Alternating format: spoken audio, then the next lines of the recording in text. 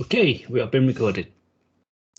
Right, so welcome everyone to the UK WVD User Group, the January meeting. This is the first meeting of the year, hopefully the first one of 12, obviously.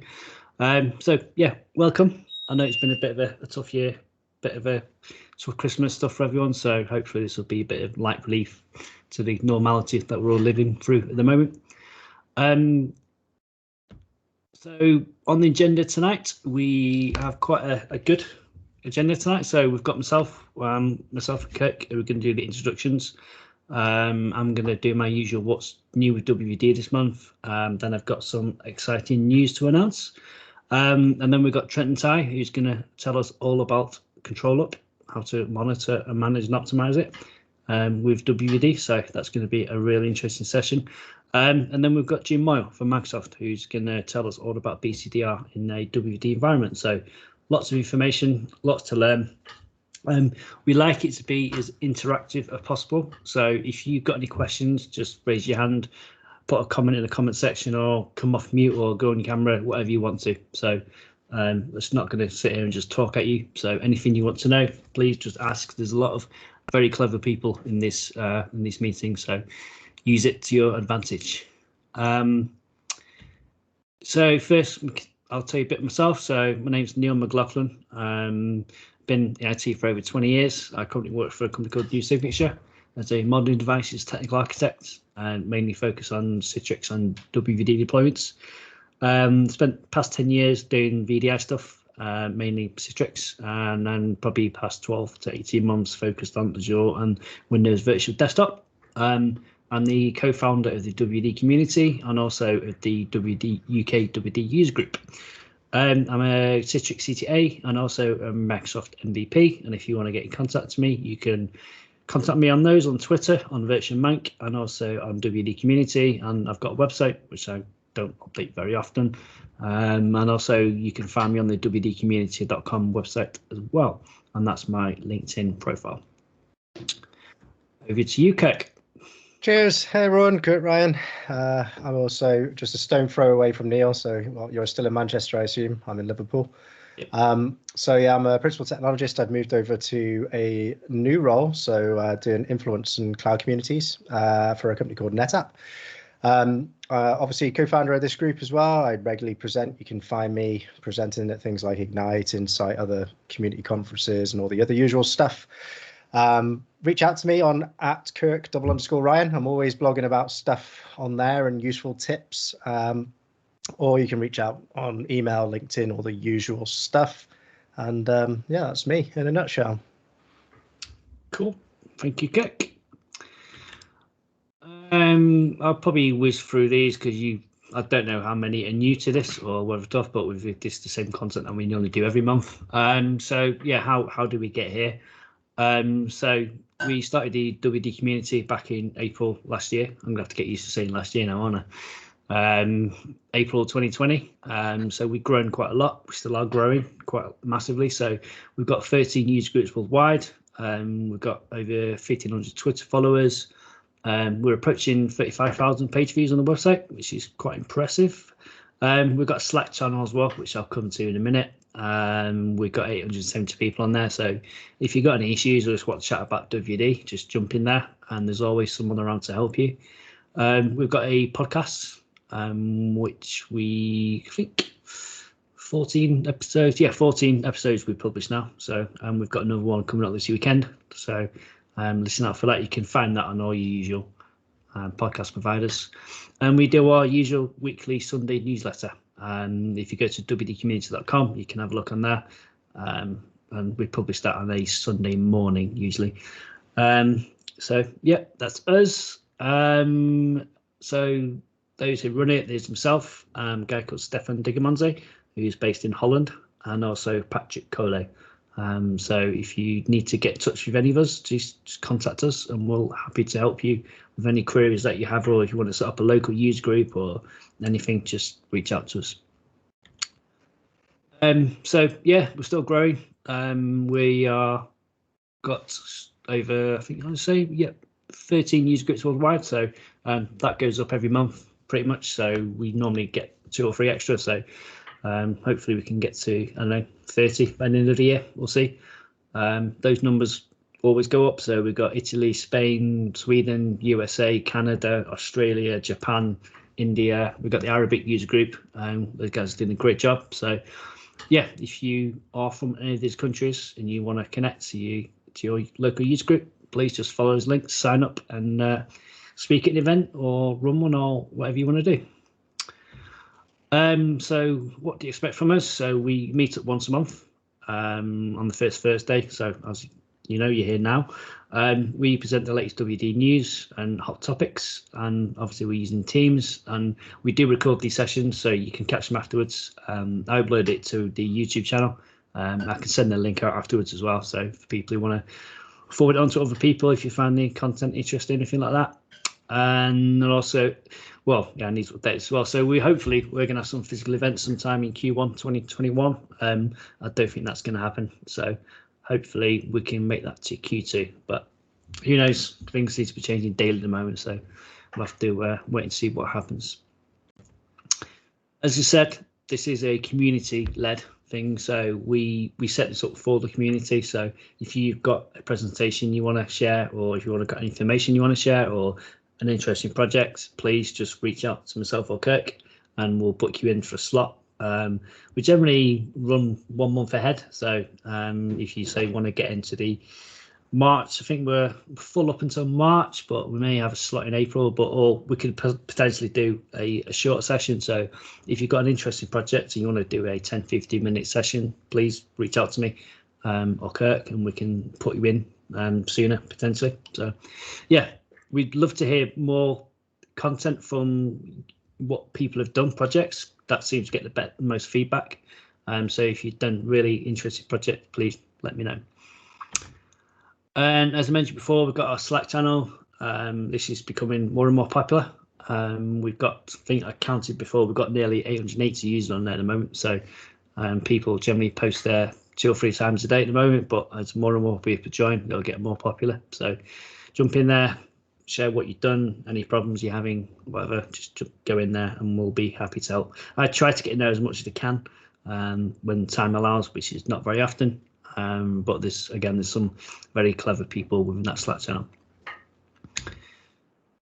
So I'll go on to the what's new in WVD this month. It's been quite a big month for Windows Virtual Desktop. There's been a lot of features that we've been waiting for, which has gone into public preview, which is great. So I'll get onto that now. So first of all, I wanted to publicly say a huge congratulations to 2 of my colleagues. So we've got Stefan Digamonze and Patrick Kohler.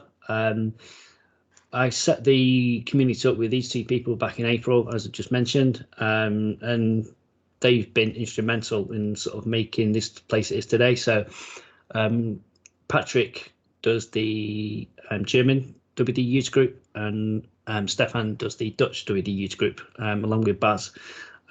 So yeah, congratulations to those guys. It's a great achievement. People don't realize how much effort that goes in on the background. I mean, myself, Patrick and Stefan, we put in, I'd say, 10 hours worth of effort in the background just to do what we do. So huge congratulations to those guys. I'm very, very happy that they've both got that. It's very, very well deserved.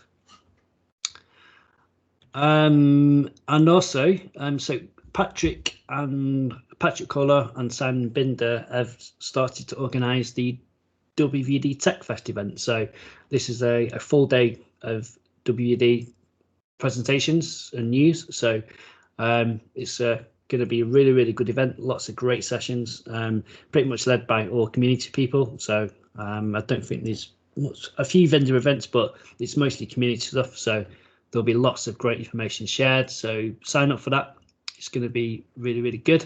Yeah, I mean, you look at the list of people who present in, so it tells you the quality of the presentation that's going to be. It's going to be like Thomas Poppergard, Esther Bartel, Jim Moyle, lots of great people. So if you want to learn some new stuff, definitely sign up for that event. And you can also tell how important Simon thinks you are by the size of your name in the bold. Yeah, I didn't notice that. Yeah. Yeah, maybe he's accepting payments for bigger listings or something. I don't know. Well, yeah, it's cool. Right, so first news, Zoom is now fully supported on Windows Virtual Desktop. I know obviously with the pandemic, a lot more people working at home. I know a lot of people use Teams, but a lot of people also use Zoom as well. So it now is fully supported. It works brilliantly. I've tested it myself. I wrote a blog post on it. So I was quite surprised at how little resources it uses on the WVD desktop itself. I mean, when I was testing it, it was using virtually nothing, as you can see from that screenshot. So the MSRDCW is what my desktop was using, so 47.5 meg. And most of the stuff was being fed through my host device. And yeah, it was really, really good. And the quality was really, really good as well. So if you do use Zoom in your environment and you've been stuck on this, it's now released. So give it a shot. It's very, very impressive indeed. Just so you know, you need, when you install it, you have to use a special VDI version. So you install the VDI version on your WVD desktop, and then you install a normal Zoom client on your host device, and then they interact with each other. So have a look at that if you can. And the biggest one is probably MSX App Attach is now in the portal. So a lot of people have been waiting for this. So we are now in public preview for this. So I think that's going to be the future of app delivery. It's going to take a bit of a while because obviously it's a new format. But as that format becomes more and more popular, hopefully this will become more and more popular as well. Early testings have been happening. I know a lot of people have been kicking the tires with it, with some really good stuff. I know I put a list of blog articles there if people want to check those out. So Christian Brinkhoff did a really in-depth guide on it. So Ryan Mangan, he's been doing some great stuff on it as well. And also Freak Burson. There's a few books that have been out. If you look at the slides from last month's event, the link to there's those, but a couple of people wrote some books on it. But yeah, early testing, really, really positive. It's hopefully a new way of putting applications onto your WVD desktops. Just that slide comes from Freak Burson, just shows you. Obviously, one is the application that's been put on the MSIX. Two is the running, and then what you see on the other side is basically number 3. So that's the MSX format on their file share. So essentially, it's a containerized application. So if you look inside that MSX file, you can open it with a zip file, and you'll see the actual layout of the file. So when you convert an application to MSX, that's the format that it puts it in. And then 4 is just the mounted VHD that the MSX file is. So it's to get up and running, it's a bit tricky. There are a few things what you have to do. You have to have in the right format, and then you have to do some PowerShell scripts to pre-stage it and all that kind of stuff. So it is a bit clunky for now, but I'm sure that'll get better over time. But yeah, definitely check it out, give it a try, and hopefully we'll see a lot more adoption of that in the future. And also screen capture protection went into public preview. So this is a really nice security feature. Stops screen scraping. So if you're on a call, for example, people won't be able to see your screen, or people taking screenshots and stuff. Don't make the mistake that I made and try to write a blog post about it, because it actually took my brain about 2 seconds to try and figure out why I couldn't take a screenshot. That's a true story. I was trying to take a screenshot and I was like, why is it not working? But then, yeah, I felt a bit stupid after that. But yeah, that's in public preview. To enable it, you just need to set a registry key. So it's a really nice security feature to have in your environment, especially normally people who work in sort of financial or government and stuff like that. They normally require this type of security features to be in place. We've also got some new RBAC rules as well. So I know from previous projects these are a bit of a pain point. I know you can create your own if you need to, but you need a bit of knowledge how to do all the JSON files and stuff. But they're now built into the portal, so that should make things a bit easier for people. So they're the rules. I put the link there to the Microsoft article which shows you. So they're available today. So go and use them if you need to be a bit more secure in your environment. They're definitely worth looking into.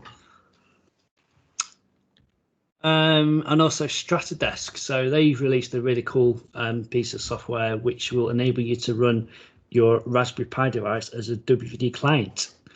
So really cheap WVD client, obviously that will be. So if you've got Raspberry Pi kicking about, give that a shot. Could be a good cheaper alternatives. Obviously thin clients can be quite expensive. Obviously Raspberry Pi, I mean, the cheaper ones probably won't work very well, but I think for a half decent one you can get one for like £100. So if you've got Raspberry Pis in your environment and you want to maybe reuse them for something and you need a thin client, definitely check that out. And there's also a YouTube video that Sorellis has done on it, so I put a link in there and check that out, and he goes through how to set it up and configure it and stuff like that. So it's a really cool thing. Just this tool that I found, it's thought I'd mention it. It's just been updated recently. It's written by a Microsoft support engineer. It's called WVD Collect. It basically collects all your log files. So if you're trying to troubleshoot an issue and you're not sure where the log file is for that issue or that certain component, then give this a try. You run it on your WVD host files and also on the client device that you're troubleshooting, and it just goes and gets all the most common log files and dumps it into a zip file for you. It was made to post up your files to Microsoft when they asked for it, but and I don't know about yourselves, but sometimes when I'm troubleshooting an issue, if I know what the log files are, I like to get the log files and maybe search the files for errors or something like that. So if you're a bit stuck and you're not sure where to look, normally log files tells you where to start looking a bit more in depth. So that's it's a very useful tool. So have a look at that. Again, I'll upload these presentations after the event, so if you need to grab that link, you can do, or you can just search it on GitHub. You'll find it. And also Freakperson has written a free migration guide for RDS. So if you're running RDS in your environment on-prem and you want to migrate into WVD, definitely check that out. It's a nice little step-by-step guide. I think it's about 40 pages from memory. It tells you what you need to think about, how to do the migration, steps involved, that kind of stuff. So definitely worth a read. Doesn't cost you anything. So just register from the Microsoft site and you can download it. So. And also Nerdio, they've released their latest update with Nerdio version 2. Nerdio Manager for WVD version 2.7.0. Again, lots of nice new features in there. So they now support distributing images via the shared image gallery. We got scripted actions, so we can create scripts to install the software and stuff. Lots of good new stuff. I'm not going to read them all out here because I'll be here all night. But also check out their release notes as well for their website. So yeah, they continue on a monthly release cycle, I believe. So yeah. Which leads me onto some good news that I have to share. So drum roll, please. I'm very happy to say that I'm going to be joining Nerdio. We've been talking for a few months, and I've decided to take the plunge. I like Nerdio. I've loved them from day one. They kind of make the configuration and enablement of WVD easy. Out the box, it's not kind of easy for anyone who doesn't know about Azure and WVD. So Nerdio kind of takes that pain away. So if you've got sort of not much knowledge about WVD and you don't want to go through that steep learning curve, then it's a really great product and really should help a lot of WVD deployments out there. So I'm not joined yet. I will be joining them officially sometime in mid to end of February. I'll be working alongside Bart van Kam, who's here on this call today. So Bart van Kam is going to be the EMEA field CTO. I'm going to be doing UK. So if you have any interest in Nerdio and you're in the UK, if you're an MSP partner or anything, get in touch and we can have a chat. I thought I'd do a few slides just to talk about it and why, because it's something which I'm very, very excited about. So yeah, so I'm going to be heading up. So this activity to come about because Nerdio are basically expanding. They've seen a lot of growth and they're opening a UK office because they have a lot of demand from the UK. So I'm going to be the sort of contact in the UK who's responsible for developing, incubating and commercialising new growth initiatives for Nerdio in the UK. So, yeah, if you are an MSP or a partner or a customer and either interested in using Nerdio or want to it or partner, please let us know. So a few reasons for joining. Mainly it's the people. It's a great product. I've spoken to the CEO, I've spoken to all the sales guys, and they're all really, really passionate about Nerdio. They 100% believe in it, and I do also. So I think it's a great fit. The products, I think there's not many products out there like it. It definitely fills a gap. So I've worked on a lot of VDI, Citrix and WVD deployments, and there's definitely a need there for it. So I'm really, really excited to see where we can take the product as well. And growth, I mean, WVD's had a lot of growth in the past 12 months, and Nerdio's grown alongside that. And I think both of them will continue to grow together. So really excited about that. And innovation, as I just mentioned, they used to do a twice monthly update cycle, but now they do a monthly update cycle, and we're bringing an extra 10 to 15 updates per release. So it's a really good thing to do. And also it's driven by the customers and community. So the real success of WVD has been the feedback from people who use it. It's the same thing for Nerdio. The Nerdio, they listen to their customers a lot, and they listen to the community a lot, and that's why so many features go into the product, because it's basically created by the customers and the community. So that's one of the reasons why I think it's got such great potential. And also user experience. I mean, user experience is why we do what we do, right? It's to make the user's experience better. And I 100% believe that the stuff that you see in Nerdio really makes that happen. So it just makes the desktops easier to manage. It makes them faster, and it's just a great product. That's all I'm going to say. So I was asked to write down 3 of my favorite features in Nerdio, which was a very difficult task to do, because I'll be honest with you, I like them all. But here are the 3 favorite ones that I've done so far. Image management.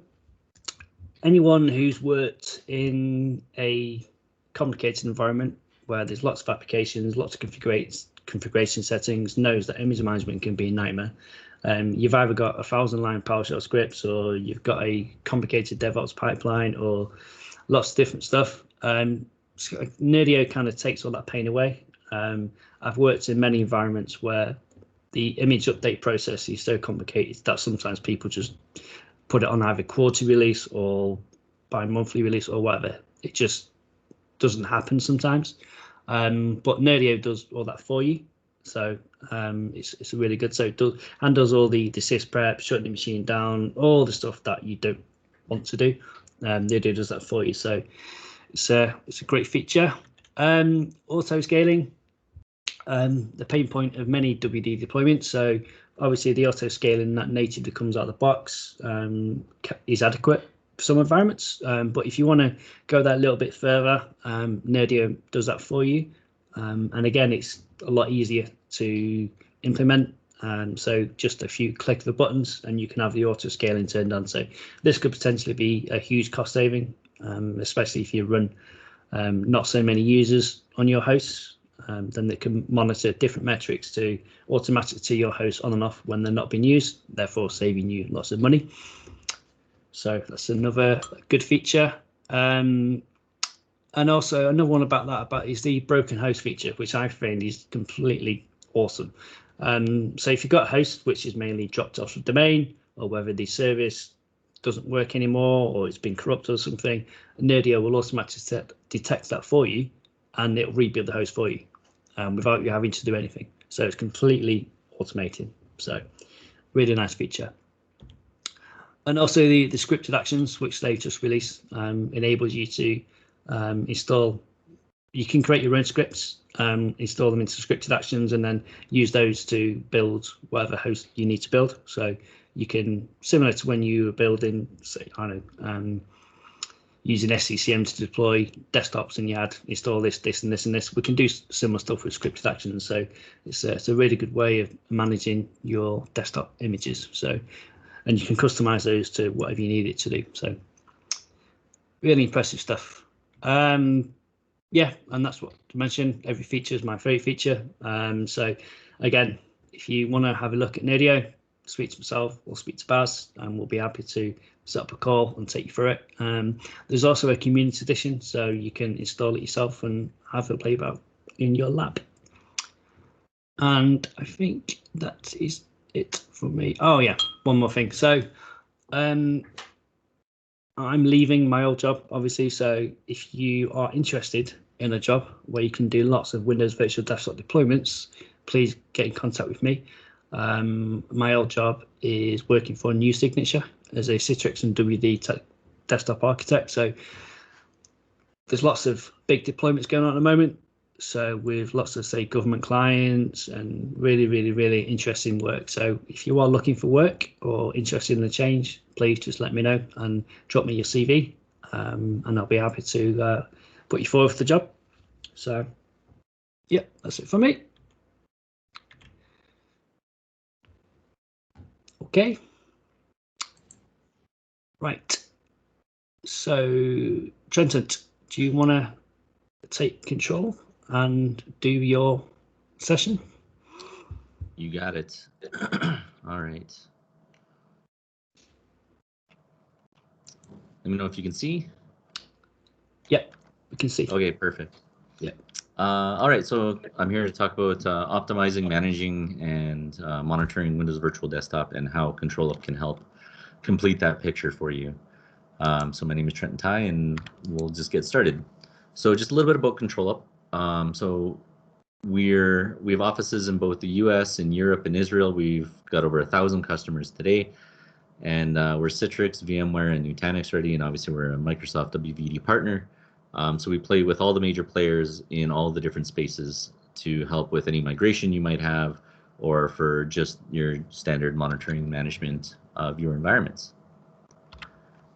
So what we do is we have a whole bunch of tools that can do that have a whole bunch of capabilities. So for instance, we can do, synthetic transactions with Scopies where we can log into your environment and actually measure the performance there. So how long did the logon take, enumerating resources, and then actually connecting in. And if there's a connection failure anywhere along the line, we can actually detect that as well and alert you to it before your clients or customers do. So availability testing, troubleshooting, remediation. We work with the community members, and we actually have them writing script actions for us that I'll go into in a little bit that can extend the capability of our product in an almost infinite number of ways. And then we have our historical monitoring portion as well that can track how your environment has grown or changed over time. So how ControlUp operates is just a high-level diagram for you, and what you can see is that we actually run the ControlUp console on premises, so wherever your environment is. So for instance, for Windows Virtual Desktop, you'll be actually running the ControlUp console either on your session host or anywhere where you've got network capability, network connectivity between where the console is being run and your session hosts. And then we have our ControlUp monitor cluster, which is essentially the console, but it's running 24/7 headless on some machine as a Windows service. All of that information gets uploaded to our ControlUp cloud, where the historical analysis part will do its magic. Otherwise, you'll be just living in the console and seeing how that operates. So I don't want to do a whole bunch of slides. I'd like to just get right into the demo so you can actually see the product and see how it operates. So first, I'm going to get into the real-time aspect of ControlUp. So it does real-time monitoring with metrics being updated every 3 seconds. We can do automatic monitoring and optimizing of your applications. And then I'll get into the ControlUp automation engine, which allows you to extend ControlUp in some crazy cool and pretty neat ways. So let's get into performance monitoring. So first thing that you can see here, I've got my ControlUp console up. I've actually got my WVD being integrated into ControlUp. And actually, I'm just going to switch back to the slides real quick to talk about how that works. So what we'll show with WVDs are integration capabilities and then some superpowers as well with what ControlUp can offer you. So to integrate, we actually set up our monitoring software on a Windows virtual machine, whether that's in WVD or your on-premises environment. You download a set of actions and you set up a scheduled task to actually execute the sync. And what that'll do is that'll interrogate your WVD environment and then sync it into ControlUp, so that way you can have all your machines and session hosts automatically added or removed as you create or remove machines from your environment. So this is kind of what it looks like the first time you choose to run a WVD action. You'll actually get a prompt to execute your service principals. So we do that for the security purposes that this provides, and then as well, then it's run on an individual basis. So individual users will need to run this for every different environment that they have. So try to have a dedicated machine if possible. All right, so let's get back into it. So we're looking at ControlUp here. We can see ControlUp is automatically detected our Windows 10 enterprise virtual desktops environment. So we've got a multi-session Windows 10 environment here. We can see that we've got at least 4 different session hosts. The way that we structure our sync is that we just sync to a generic folder that you can name whatever you want, but it has to have WVD in the title. And then this is our subscription name. So for us, it's Acme on Azure. And then these are our individual host pools. So we've got our GPU, Spring 2020 WVD machines, and then another GPU one. So one of these is AMD and one of these is NVIDIA. And we track the NVIDIA metrics today, and we're hoping to go to the more generic method of monitoring GPUs in the future, where we'll be able to add WVD in there as well. So what I'm going to do is just looking at this from the high-level point of view. You can see within the ControlUp console, we've got our main display here. We've got these little tabs on top that'll switch between the different views that you're focused on. So right now you can see I'm focused on Acme, VDI, and SBC in the WVD folder. So I just right-click on that and go focus, and then it shows me all the objects underneath it. You can see with our column views, we've got a whole suite and whack of metrics. So all of these are being updated every 3 seconds. You can see the CPU utilization changes, disk transfers, and so on and so forth. So you get that real-time view of your environment. Like it's not a historical, you're not waiting 5 minutes, like you're not looking for a data point that occurred 5 minutes ago. This is how your environment looks right now at this very second, or at least as of 3 seconds ago at the latest. Okay, so you can see all the different pieces of information that we pull from the virtual machine itself. And for us, if you want to manage WVD, what we can do is if you have this folder structure created, we will automatically detect that this is a WVD instance. And if you click on it, it'll actually show you a list of the top 5 WVD recommended actions that we've got posted. Otherwise, if you right click on the machine itself, you'll get our contextual menu coming up that shows you the actions you can take on the object you selected. So in this one, I'm right clicking on a machine, and if I choose recommended actions, I can see all of my different WVD actions available to me. So for instance, if I want to get the host pool image information for this machine, so I want to know, what it's running, what it was created with, I can actually just right click on it and it'll generate that information for me. So this one took about 15 seconds last time, so we'll see what happens. You can see I ran it on this other machine here, and it tells me that it's a 20H1 EVD 03655 from the gallery is where we pulled it from, and this one is a 19H2 again from the gallery, and you can also see our VM size and specs and so on and so forth. And obviously you could see that within ControlUp, the real-time specs, but here you're actually getting what you selected when you created the host pool or the virtual machine within WVD. So I'm going to go into our performance and optimization part. So what I have here is I'm going to click on sessions and switch to the sessions view. This is going to populate all of the sessions on all of my WVD machines here. I've got one particular user here. His name is Empower, and he's running Adobe Reader. And what I'm going to show you is, so what I've got up now here, this is his WVD Adobe Reader application, and it's a 3D model running on a non-3D virtual machine. And what we can see is we can see the user input delay as I'm manipulating this. So this is the user interactivity that the user is experiencing. So we can see, it's about 391 milliseconds, so about 3 frames a second. So maybe not the best experience ControlUp is going to detect that the user input delay is high, and it's going to adjust the process priority. So we're going to see the priority is normal, and once it stays with a high user input delay for some period of time, I think it's about 20 seconds, it's going to automatically adjust the process priority here to be above normal. So we'll just keep manipulating the model, and eventually it should pick it up and adjust it.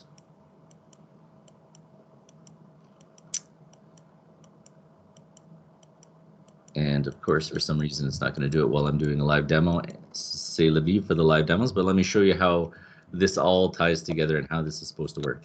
So what we have is we have our trigger system and our script-based actions.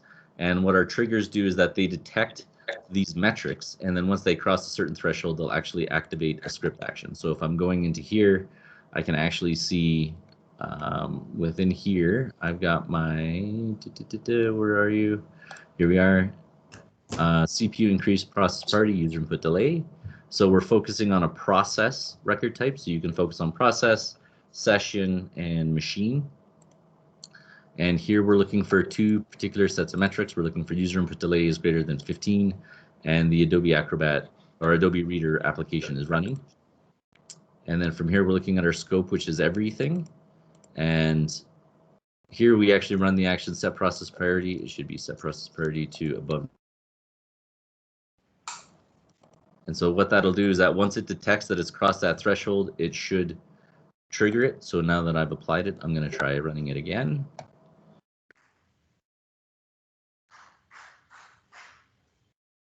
Okay. And so let's try just manipulating it. And so again, we can see the process priority. It picks it up right away. So now we're at about 2 seconds, which is very high.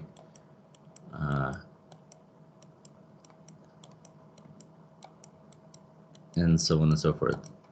All right. So moving on. Oh, there we go. Bang. So now it's automatically adjusted the user input delay.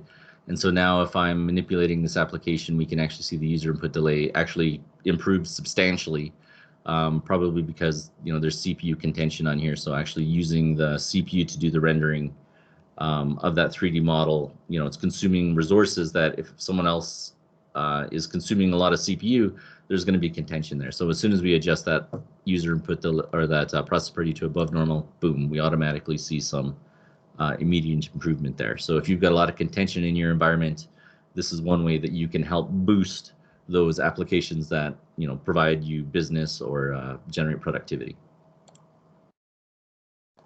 Okay, so that's how we can manipulate the processes and boost and give you some more performance for your applications that you have. As well, what we can do if we're looking at like this machine here. So actually, if I switch back to number 2 here, I've got 2 users on here. So I've got some contention on this Windows 10 multi-user machine where I've got multiple sessions running and they're doing different things. One of the things that ControlUp can do as well is that if a user goes idle or disconnected, we can actually reduce their footprint. We can reduce their resource consumption on that machine, so that way other users who are active on it and actually being productive, they can actually get more oomph and more resources to actually be productive and do the things they do. So how we do that is we actually detect the state and the idle time of the user. So if the state is active and the idle time exceeds some threshold that you can define, then we can automatically adjust the process priority and we can trim the memory working set. So that frees up memory for anyone else on the system. So what I'm going to do here with this gentleman is I'm actually just going to take and I'm just going to disconnect him. So this is going to simulate, him walking away from his machine or leaving for the day or whatever, what have you. So boom, it's going to go into a disconnected state. ControlUp's going to pick up that it went into a disconnected state. And then, like I said, it's going to run the process priority to drop it down to below normal, and it's going to trim the memory working set. So you can see it's at 860 megabytes now. And then once ControlUp picks that up and actually executes that action, boom, we can see the process priority drop, and the memory working set went from whatever it was, 900 megabytes now to 16. So now for my other user on this machine, he now gets more resources to be productive. So he gets a little bit more CPU and a little bit more memory without having to hit the page file or anything like that. So how we do that is, again, we go to the trigger system. This is how all of our automation is done. And we actually have these community triggers set up. So active, active to idle, disconnected, and idle to active. And we went from any state to a disconnected state. So that's what this disconnected one is. So we're saying we went from active to disconnected. And we're just looking through our entire environment here at ControlUp in our Acme world, and we're actually running 2 actions. So one is adjust process party based on session state. So this one was actually written by me. Once this session changes and this actually executes, it'll get passed in a set of parameters that we'll just go over really quickly in a second, and it'll make a determination what it's supposed to do with those parameters. So drop it to below normal and so on and so forth, or bring it back up if they are from a disconnected state and they move back to active. And then we also run the action trim process party working set, or trim process working set, which was written by the great Guy Leach. And within his, you can actually specify how far to trim down the memory that you want. So if you've got applications that have a severe impact from having the memory pushed out to the page file, you can actually specify that you only want like up to 100 megabytes need to be left over into memory for each process, or you can exclude a process entirely from being trimmed. So let's look at what those actions look like. So if I hop back in here and I look at my organizational actions, so you can see we've got, actually since last I checked, 6 new community actions that you can add, and we've got some WVD type actions or Azure type actions that are probably pretty relevant to you. We'll try to get into them in a second as well. So for this, I'll look at the trim process memory working sets, or trim process working sets first. So this was, again, written by Guy. You can see we got the different tabs here that you can go through the script action. So here we're assigning it to a session. The execution context is target machine, so that means we can run it under the local system account. This is the script, so we're passing in the session ID, we're passing in the amount of memory to trim, and as well we're passing in the processes to exclude. So as soon as a session hits those metrics that are defined in the trigger, this script action executes, and all of the columns within ControlUp, whatever state they're in, they get passed to the script at that instance. Okay, and then for the adjust one, it's this guy, adjust process party based on session state. So again, same sort of thing. We're sending it to the session, we're running it on the target machine, and we're running it under the local system context.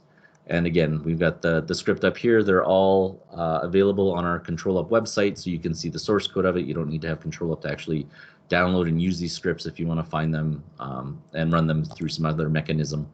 But the advantage of ControlUp is that obviously we can pre-populate all of the switches and all of the parameters, so that way it can actually execute something based on some knowledge and some context. So here we're passing in, again, the session ID, the username, the state, how long it was idle for, the process party floor, so how far down you want to drop it. So if you want, you can change this to idle if you really want to reduce that CPU impact, and then whether you want to exclude any processes from actually having their process party adjusted or their memory trim. So we think that's a really cool feature for multi-session machines, especially things like Windows 10 multi-user, where it's a bit heavier than the server versions. This is a way you can claw back some of those resources among the users that you have within our environment. And we've got tons of customers who are using this automation to great effect. All right, so I want to get into one of the superpowers now of ControlUp and using this automation platform, and what we can do to help save you money in your environment. So one of the things that we can do within ControlUp, and one of the challenges that I've been seeing when I'm talking to our customers who are using WVD, is actually saving costs, because you've got users running the machines after hours. So you've got user sessions that are idle or in a disconnected state on your machines, after business hours are done, and so they're keeping your machines on because these users are connected to them. And one of the things we can do with ControlUp is we can do something called sliding timeouts. So if we get into timeouts, and what I'm referring to, this is what it is essentially. This is the group policy you can set for your machine at the machine level, and you can specify the idle timeout, which is how long an active session is idle before it moves into a disconnected state. And then there's also the disconnected timeout, how long a session is in disconnected state before it gets logged off. And here you can see, we've got, by default, Microsoft has these time parameters built in, and you can see the granularity here, right? You're going from 1 hour to 2 hours to 3 hours. Well, if you have an idle timer of 2 hours and an idle time and a disconnect timer of 2 hours, that's 4 hours in total. And so if your end of the workday is 5 and someone just walks away from their session, you're going to have to wait for that 2 hours of idle timer to elapse first, and then 2 hours of a disconnected timer before they get removed from the machine. And so at ControlUp, when we looked at all of our customers and we looked at what these timeouts looked like for a visualization, we came up with something that looked like this. So this is pretty typical of an organization. What you can see is that, around the midnight, 1 o'clock, 2 o'clock, 3 o'clock, session counts are low. You've got a high number of idle sessions. You've got, some minimal number of disconnected sessions and a very few number of active sessions. But then once your business hours kick in, you can see that users start logging on, and now you've got a high number of active user sessions. Sorry, if anyone is not muted, please mute unless you want to ask a question. Feel free to interrupt at that point. But then, yeah, during your business hours, this is what it looks like. You've got your users who are being used. You can generally see where the lunch break dip happens, and then you can see the idle sessions go up and the active sessions go up. They get bigger. And then at the end of the workday, you generally have your users logging off, but for ones who don't, you can see we've got these big, thick bars here. And this is actually our challenge, is how to save money, to shut down these machines. We need these users off. So not the green users, but we need the blue and the red users off. And if you've got that 2 hour timeout, then generally this is the kind of trend that you'll end up seeing. So if we get into the typical session lifecycle, this is kind of what we see. So users become active, they go idle for lunch, and then they become active for their afternoon. And then if they walk away, they're idle and they're disconnected. So if you can imagine each one of these squares being an hour for a time block. And then if we look at this time block on the server, we generally see something like this. So we can see users, start maybe a little bit later. Most users start on time, and most users leave it at roughly the same time. But when you have this one outlier here, he can keep your machine running. So if you're running a machine for like, $4, $7, $10 an hour, and you've got 100 machines, now you're consuming substantial cost when he left right here, right? So he left at the end of the day here, or she left at the end of the day here, and now you've got 4 additional hours that you're paying for, potentially across all your machines. I'm not sure if you've seen Jim's previous presentation on this type of scenario, but you need, once you have a certain number of machines, you need to have a gross number of users actually off them in order to start shutting them down, because otherwise that random spread of users, as they start popping on machines, they don't all leave at the same time. So you need to have like 90% of users logged off. If you've got like 100 machines active, in order to shut down like 50% of your machines, or something like that, I'll have to defer to Jim, and you'll have to check out his presentation on that. It's very good. So this is our problem then. So our problem is like these outliers at the end. So what we can do to solve this with ControlUp is we can do something called sliding timeouts, where we can adjust this to look like this. Right, so the white little bar here is your end of business day, and then here you can see the active users are these green users. And what we can do is when the end of business day happens, we can actually slide these blue and red timers to be more aggressive as time moves forward, so we can get these idle and disconnected sessions off faster. So this is kind of what you would be seeing if you enable this feature, right? So now you can see the overlay here, the bright is with it enabled and the dark is with it disabled. So you're saving, 3.5 hours potentially per machine for this example of a 2 hour timeout. So how can we do this? And I'm going to switch back to ControlUp here. And how we can actually do this is again, using our automation. So I've created some triggers here to actually create these sliding timeouts, and we're going to make these community triggers shortly, where you'll just be able to click and enable them. But if not, then you can create them just manually, just as you see here. So I've got a 10-minute timeout, a 30-minute timeout, and a 60-minute timeout. And so if my end of business day is 5 p.m., I'm gonna go from 2 hours, which I want people to have during business hours, to a 60-minute one where it's 1 hour, 1 hour. And again, you could adjust these however you want based on the states that they are. For me, I'm just going to look at just the idle time, but you can add a conditional one on here, whether it's in a disconnected or an active state. And so what I'm going to look at is anyone who has an active or an idle time that's greater than 60, 70, 80, 90, 100, 120, or greater than 130 minutes, they are going to have this action run on them. So I'm looking at my WVD folder. I've created this schedule. And let's just look at what that looks like. So I've got an after 5 p.m., after 6, and after 7. And so this is what my after 5 p.m. schedule looks like. So this trigger is going to only operate after my 5 p.m. time frame here. And so if I go back, I'm going to go next. And here I'm going to run this action called active idle disconnect. And we'll look at what that script action looks like in a second. And then for 30 minutes, it's essentially identical, except now I've adjusted my scale here. So now if the idle time is equal to 30 minutes, or in 5-minute increments, 35, 40, 45, 50, 55, 60, or if it's greater than 65 minutes, after 6 p.m. now, I'm going to run the same thing, active idle disconnect script. And for my 10-minute timeout, I do the same thing.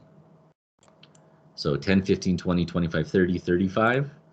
And again, I'm running the WVD folder. Now I'm running after 7 p.m. So after 7 p.m., I'm shrinking those timers from 2 hours, 2 hours to 10 minutes, 10 minutes.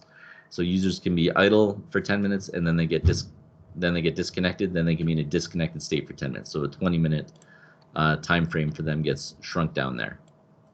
And what that script action looks like.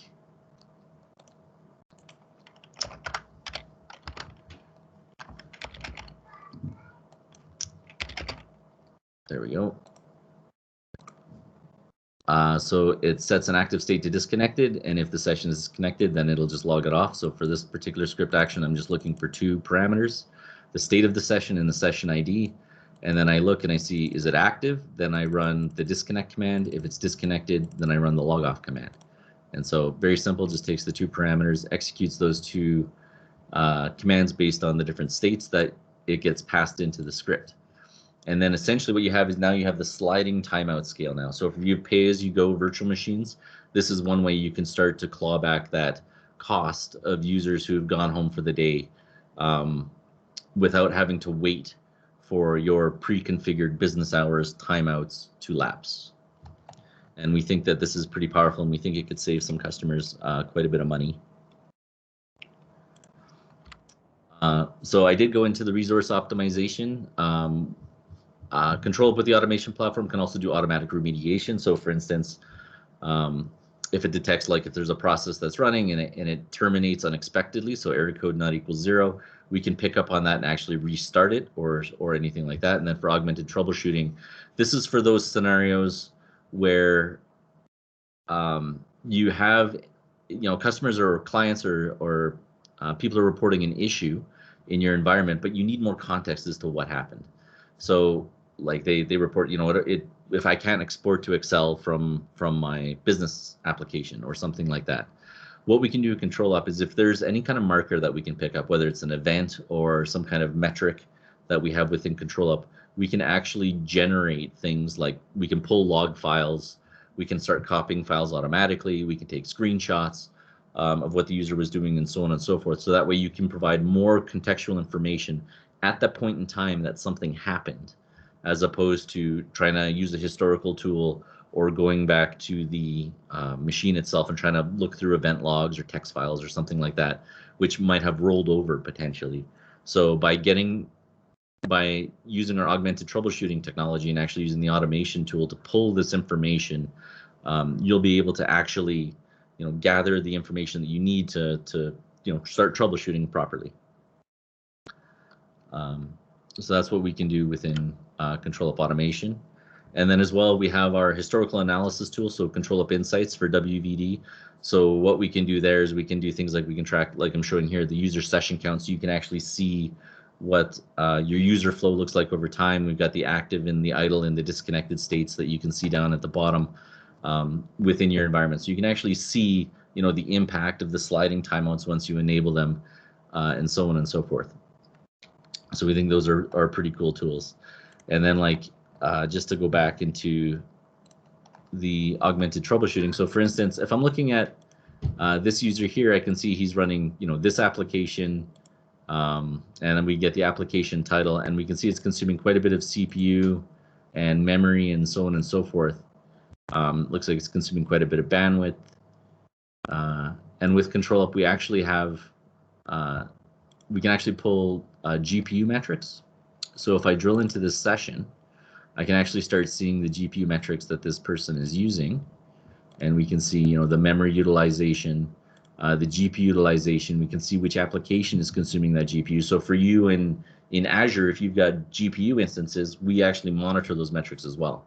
So if we want to know what this guy's doing, we can actually click in ControlUp, and this is part of the troubleshooting, is that we can actually shadow their session. So we can get the session screenshot, and we have the 3 different options without notifying the user, or with notification or whatever, and you can actually enable or disable those as required for your environment. So we can see he's running some kind of application here.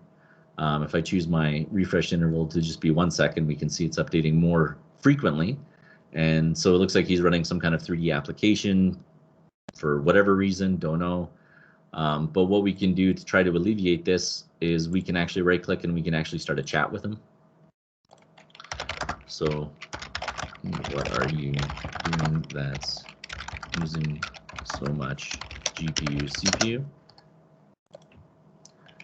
So for instance, we can start a chat with him, and they can respond in kind.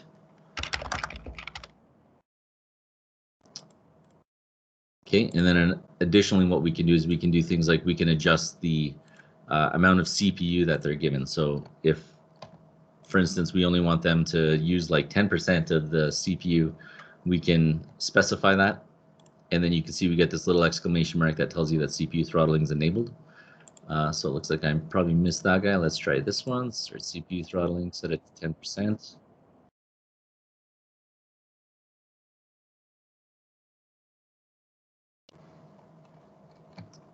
Okay, and then boom, we can see that the CPU utilization on it was dropped immediately. And then as well, we can right click on it and we can remove that CPU throttling. And then we can see that the CPU will spike back up. And again, this is that real-time aspect of ControlUp where you can actually see the impact of the changes that you do like immediately. So that's that real-time feedback that's so important. All right, so that's ControlUp. We highly recommend you download us for free from ControlUp.com. Just double click it, and then it'll ask you to just start adding your machines. You add your machines, and you can just take it out and check it out from the console. We're free, or we're unlocked for 21 days if this is a new environment, and we actually offer. You can actually continue to use it afterwards as well, but it's limited to 50 sessions. So if you have like a home lab or a lab type environment, you can actually continue to run ControlUp from there for free without having to purchase it, as long as you're maintaining that 50 session or less limit. So I wanted to say thank you, Neil, for having me, and thank you for your time, and thank you everyone here. So hope you learned something today, and I hope you can see the value that we can offer your WVD employment. No problem. Thank you very much for that, Trent. Has anyone got any questions? I'm just going to look in the chat window to see if there's any questions for you. Nope, I don't think so. So has anyone got any questions? You can come off mute if you want to.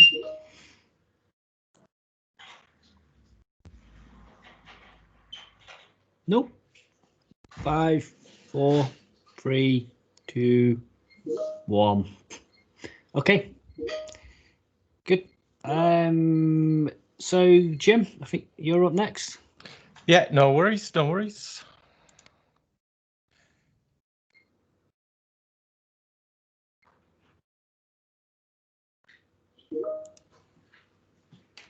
So you should be able to see a very generic slide. Yep, we can see your slide. Perfect. All right. Thanks very much for that, Trent, and also for the shout out about the data that I simulated previously. So everybody is talking to me about BCDR at the moment. So I thought I'd put something together and share it with the community. My name's Jim Moyle. I am a Windows Virtual Desktop Global Black Belt. And I usually work around the EMEA time zones, but do other parts of the world as well. And my UK colleague Tom Hickling is actually in the chat somewhere as well. So you can find me on Twitter, YouTube, GitHub, and if you really want to, even on Strava, with my name, very, very easy to find. All right. If you've ever seen a WVD presentation from Microsoft previously, then I think you'll probably recognize this slide.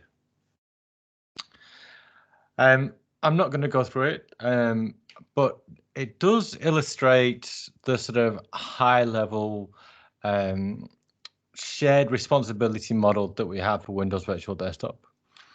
So if we just look at the diagram to the right-hand side, and we've got your subscription and your control, and you've got managed by Microsoft.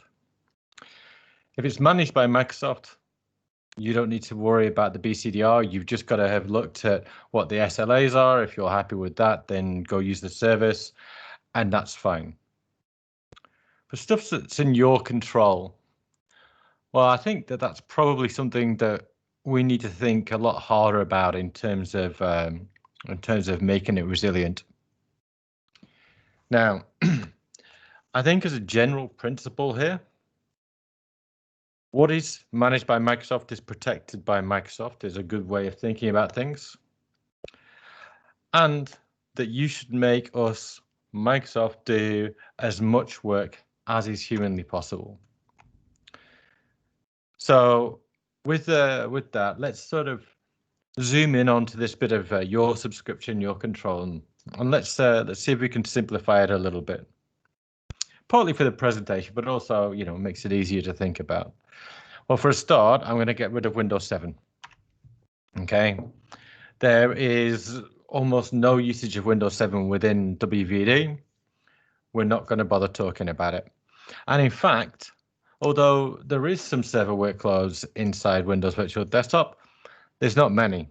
So I'm going to get rid of that as well. So in terms of OSs, it's above 95% is Windows 10 in terms of what the workload is inside WVD. Now, let's have a look at management of policies. Second one down, user density and VM sizing. Well, for resilience, I don't care so much how many users are on a VM. It's not going to really impact my resiliency decisions. And the same with how big the VM is. I don't care. Scaling policies, we'll keep that bit. What else can we get rid of? Well, let's get rid of stuff that's not WVD specific. So user management and identity, I'd kind of say that's not WVD specific. Azure AD, that's managed by Microsoft. You don't need to worry about that. Your own on-prem AD, well, I'm not going to teach anybody on this call how to manage their on-prem AD. That's down to you guys. So let's get rid of that too.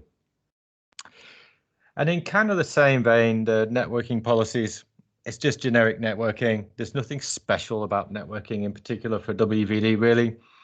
So given that's generic, we're going to get rid of that from the presentation too.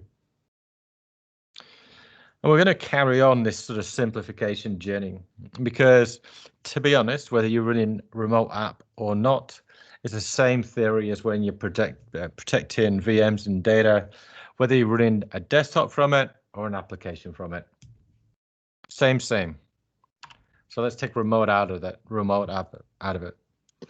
So let's say that what's left is what you kind of need to think about in terms of resilience. Now, there's a quick question from Esther in the chat, which says, do we see a big adoption of Windows 10 multi-session as a large percentage, or still on a single user OS? It's Windows 10 Enterprise multi-session. There's still significant single session, there's still significant personal, but by far the biggest majority is Windows 10 multi-session. It's an amazing success story for Microsoft, for us, that the uptake of that OS has been so wide. So yeah, almost all Windows 10 multi-session. All right, more simplification, and this comes to your question as well, Esther. All right, single session pooled. People don't think about this too much because it's not that got a big adoption.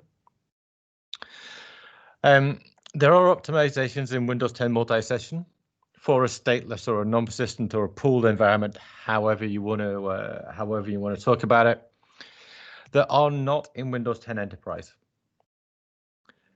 Even if you're doing single session pooled, I do Windows 10 multi-session, but only with a single session allowed onto that VM. All right, so that gets rid of Windows 10 Enterprise if you've got a stateless environment out of your out of what you need to think about. So now we're talking about Windows 10 multi-session, whether it's single or multi-session. All right. Now, so BCDR the easy way. Andy, that's a complicated question. So Andy's asking if Windows 10 multi-session is so different to 2019. The answer is yes, it really is. And I am not going to talk about that apart from to say that. Right, BCDR the easy way. If you are that lazy squirrel, how do you do BCDR the easy way? Well, don't bother. All right. Or rather, kind of what I said at the start. All right. You should architect your solution so you yourself, your organization, has to protect the fewest services, data, and objects. As much as you can possibly do, push that onto us. Push that onto Microsoft. All right. And we're going to talk about as many ways as you can to do that. And I've kind of split this up into 4 main considerations. Application configuration, whether it's through your sysadmin or whether it's through the individual users doing application configuration, that's something that we may need to save. Applications, whether that is given to the users or maybe it's even user installed applications, we need to have a look at that. The image that everything is based upon, we need to make that resilient too. And we'll also look at documents, My Docs, Pics, desktop, that sort of thing. Separate that out as well. So I would say these are your 4 main considerations when you're trying to make WVD resilient. Documents is easy because documents applies to every single possible implementation of WVD, whether it's single session personal, multi-session pooled, and anything in between that. All right. This is what you need to be doing, is you need to be moving your well-known folders to OneDrive. This is so key in terms of making your life easy. Okay. Because it immediately removes the necessity to back up, restore, take tickets from your users around their documents, right? The backup, restore, versioning, all taken care of by Microsoft. You can access it from any device, whether it's physical, virtual, whether it's in Azure, whether it's in your data center. You can access it via the web if you allow people to do that. Very, very easy, great thing to do. And that applies in every situation, all right? Move your well-known folders to OneDrive. Everything else kind of depends on this difference. Whether you've got personal VMs or whether you've got pooled VMs. All right, now then, because these are so different and you need to think about them in such different ways, We'll have to address them separately. So we'll look at personal first, okay?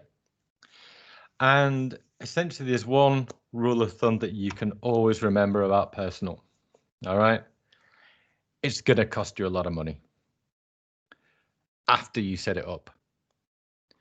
By all means, this is the easiest way to set things up.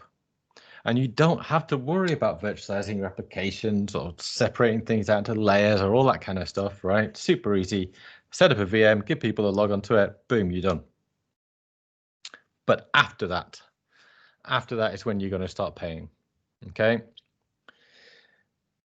And this is, resilience is one big example of that, okay? So if you've got personal VMs, so maybe these are developers, IT professionals, basically people who need elevated privileges, essentially people who need to install their own applications, right? Then I would recommend using Azure Site Recovery. There is a cost to this, yeah. And if you have this group of users, they're always going to be on personal VMs. Then you know what? Just self-contain everything inside the VM.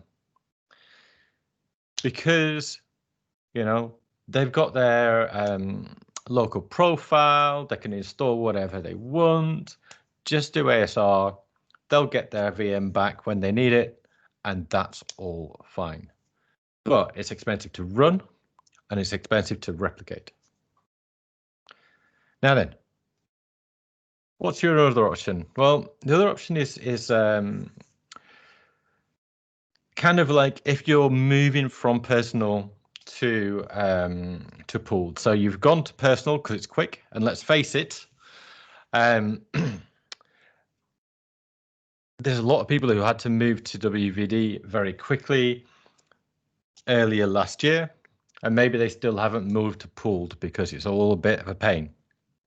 Now, those people, I would advise you separate your profile to FSLogix. Yeah, you can still replicate your VM. You'll also need to replicate your profile. You can do that active passive. It doesn't actually gain you anything over option one. Right? In fact, it adds complexity. But what it does do is it gives you options, right? It means that later on, when you want to move this user to a pooled environment, it's much, much easier than if you have a local profile, etc., etc. All right? So do that if you need options. Third option for a personal VM, again, separate your profile to the FSLogix, but don't bother replicating the VM. Yeah, you can replicate their profile, again, active passive. You can use the shared image gallery because in this scenario, right, the organization is not guaranteeing the backup and restore of user installed applications. If you want to install your own apps, fine. It's just the organization isn't going to be responsible for making sure those are replicated and paying for those to be replicated, right? If you've got elevated privileges, you are a privileged person and you should be able to reinstall your own applications. We'll keep your settings for you in the profile, right? But we'll give you your bog standard VM, we'll give you your profile back and you can reinstall your own applications. I quite like that. It gives you an easy life. You can put your feet up by the fire, know that you're saving people's settings, and I quite like that for a personal VM. All right, now that's kind of a short 3 slides on making a pooled environment resilient. Sorry, making a personal environment resilient, but those are your basic options. Pooled is more complex. All right, so let's have a look at pooled. There's 3 things that in pooled are, I consider, pretty universal, okay? We've already covered this first one, OneDrive for well-known folders.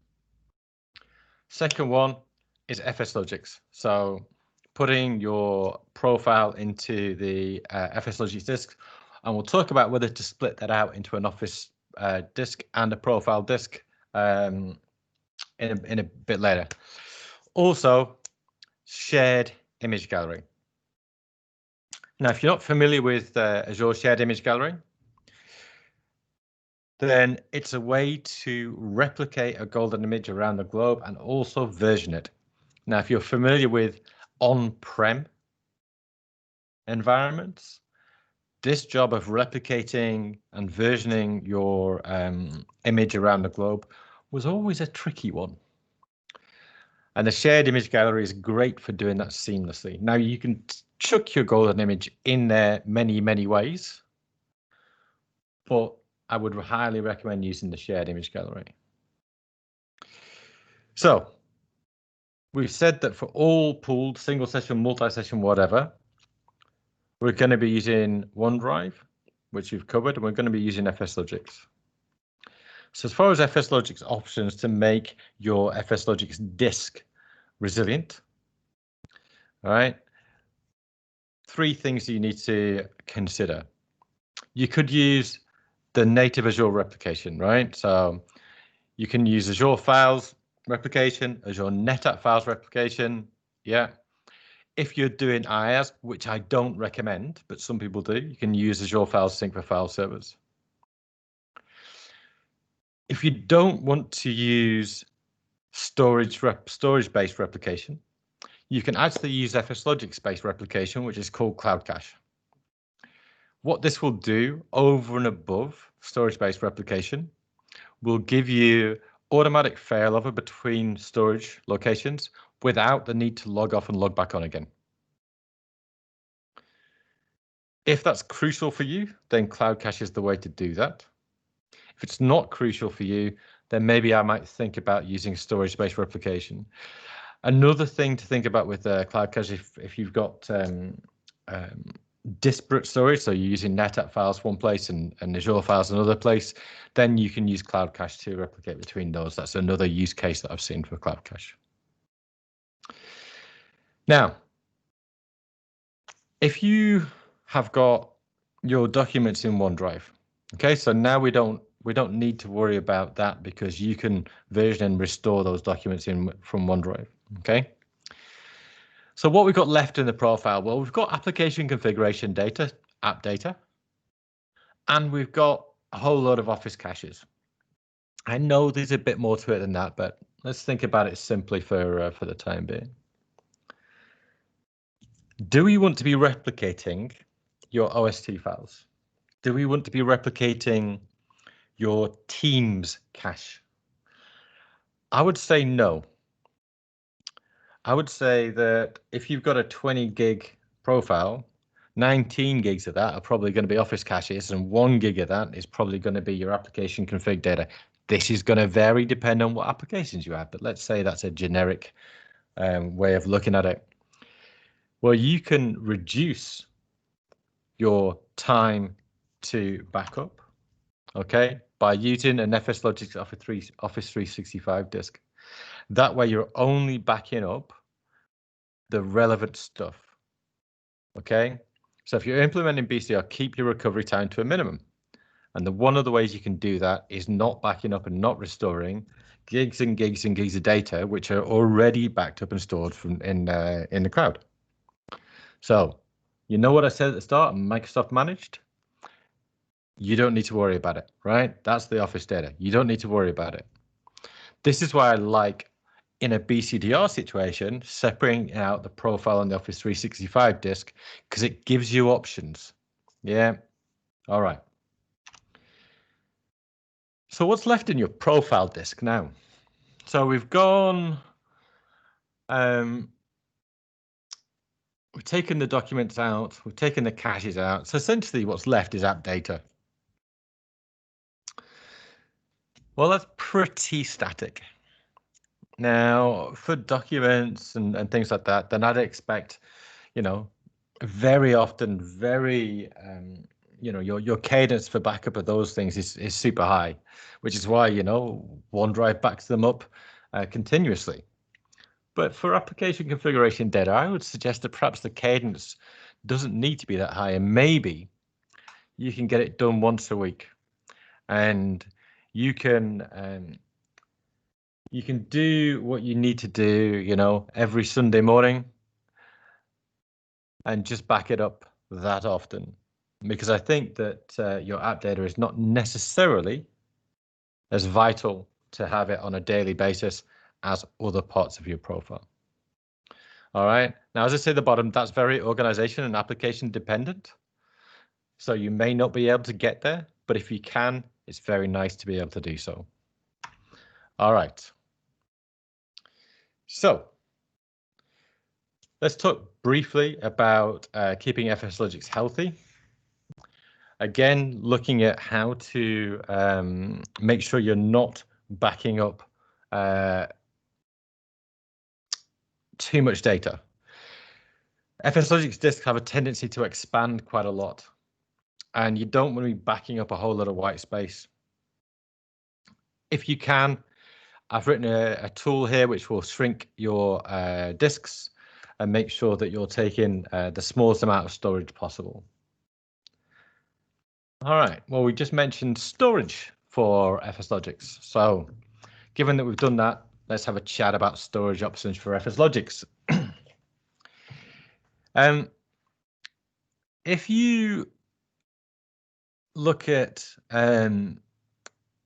the documentation, it will say Azure NetApp files, Azure files, or IaaS. Don't use IaaS.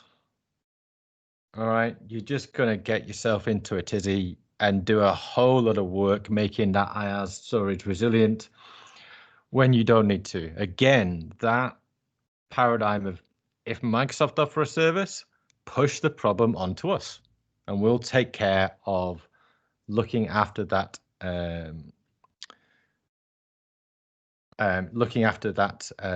Backup.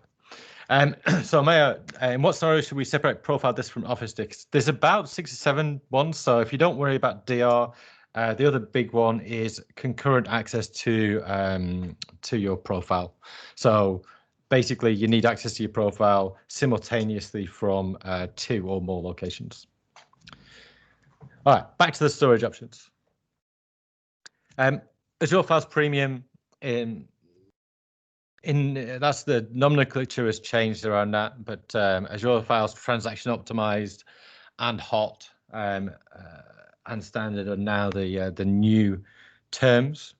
Okay, I'm just going to call it Azure Files Premium just because it's easier and people know the term. So if I say that, forgive me.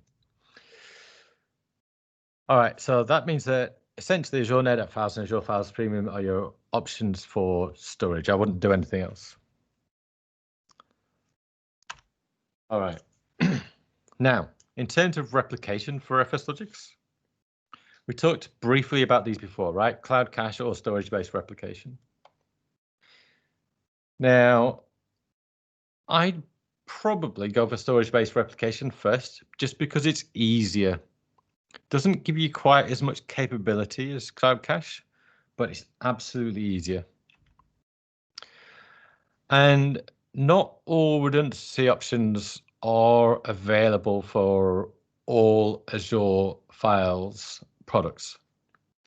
So you can see that we're going from LRS to GZRS, and everything is in LRS, and then we've only got general purpose v2 in GZRS.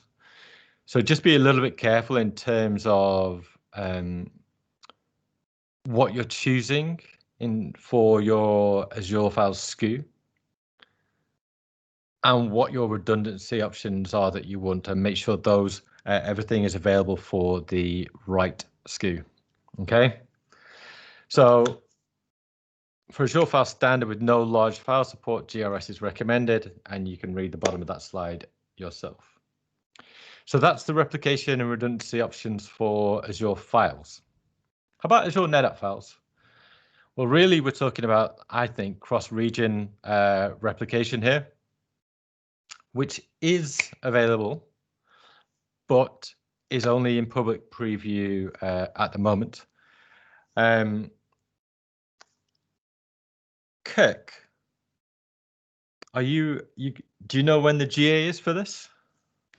I do, but I can't say anything else other than that under NDA.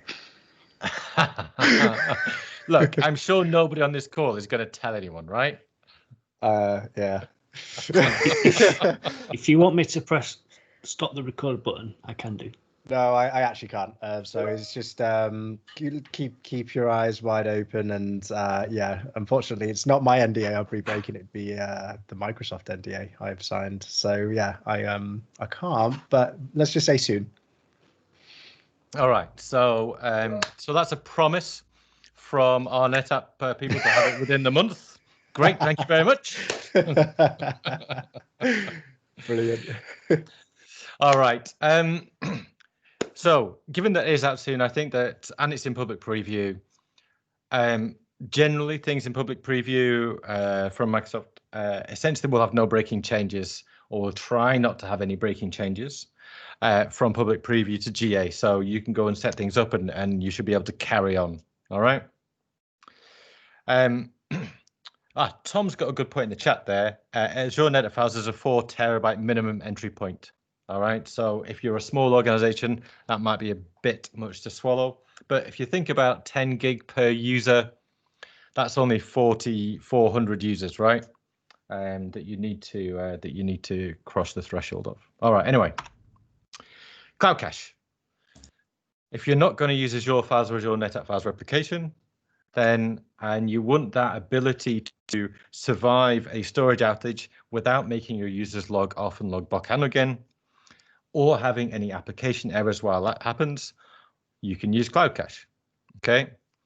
Now, it is write back, i.e., if you're an old school person and you remember putting RAID cards in servers, and everybody says make sure they've got a battery in it. All right, it's because RAID cards are write back as well. It means that they're very fast, right?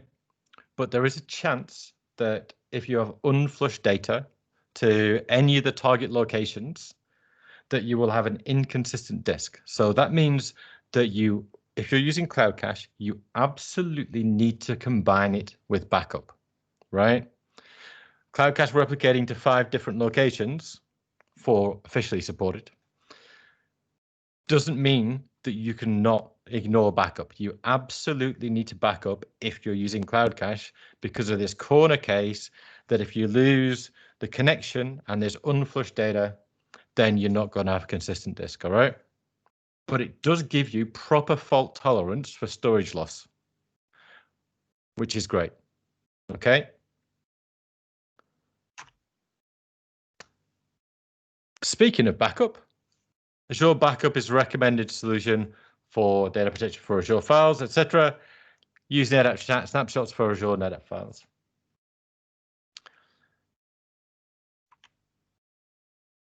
Shared image gallery.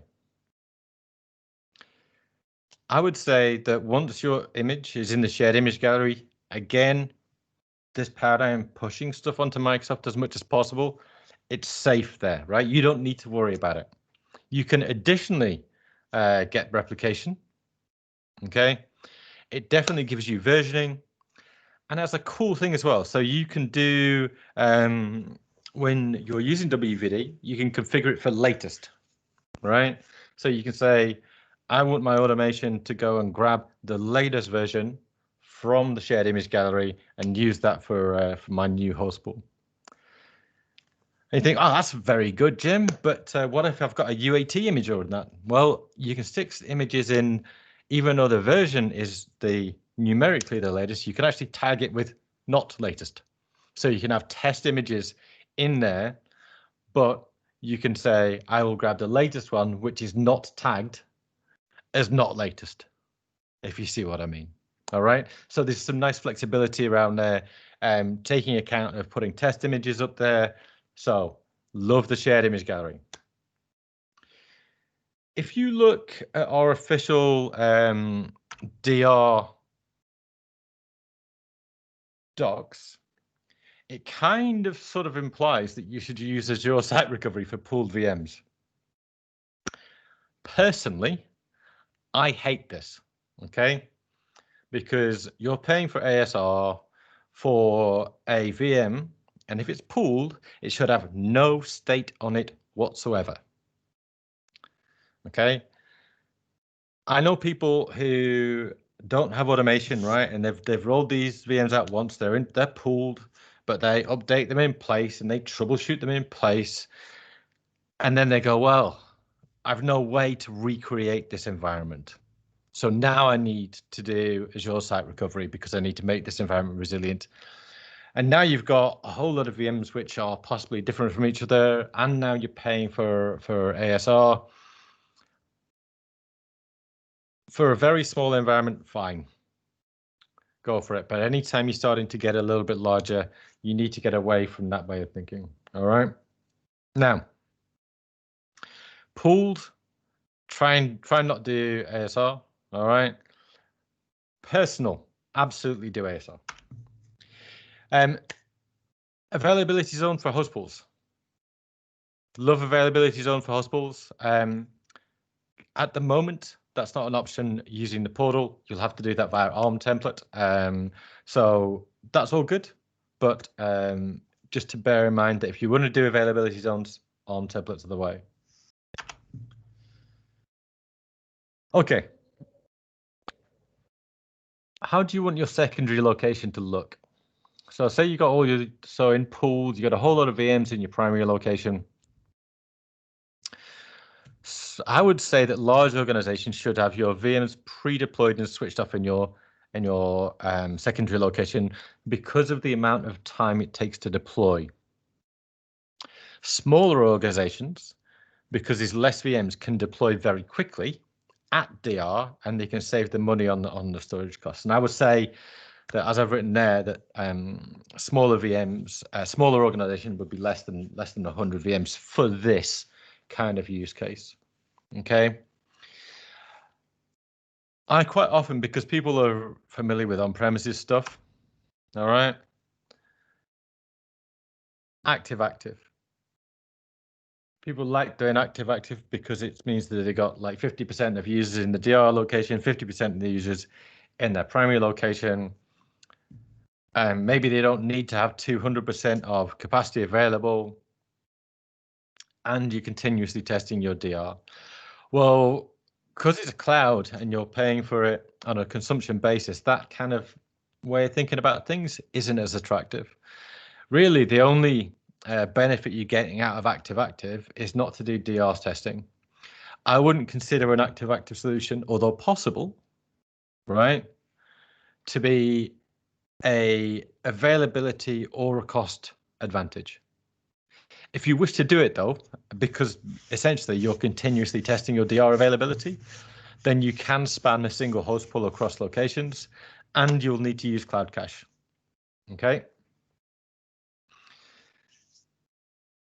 I don't mind that at all.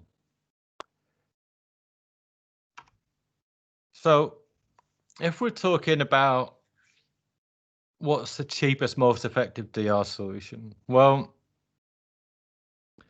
infrastructure as code is the cheapest, most effective DR solution.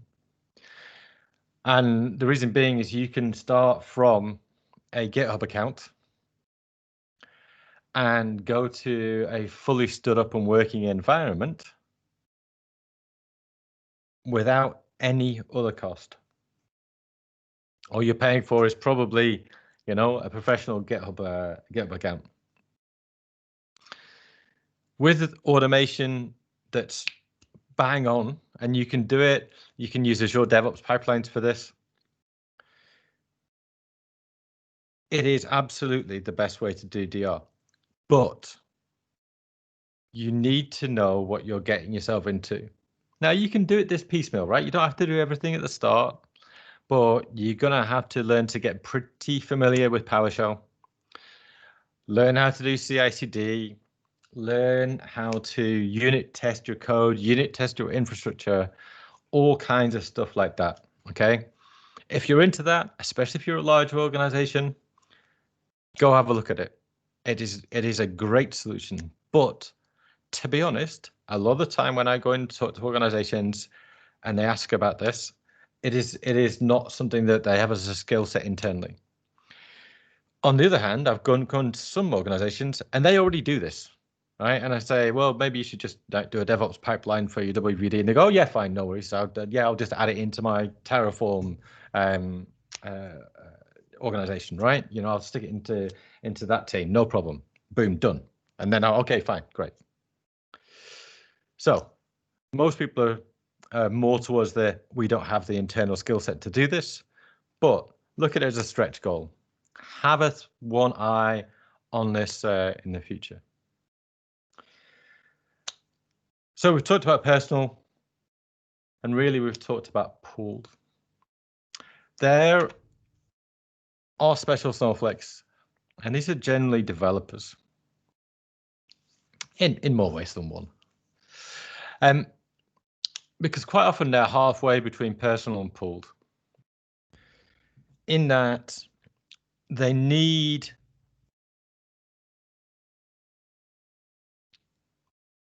elevated permissions. They need to be able to install their own applications. All right. And also, essentially, those VMs are stateless, right?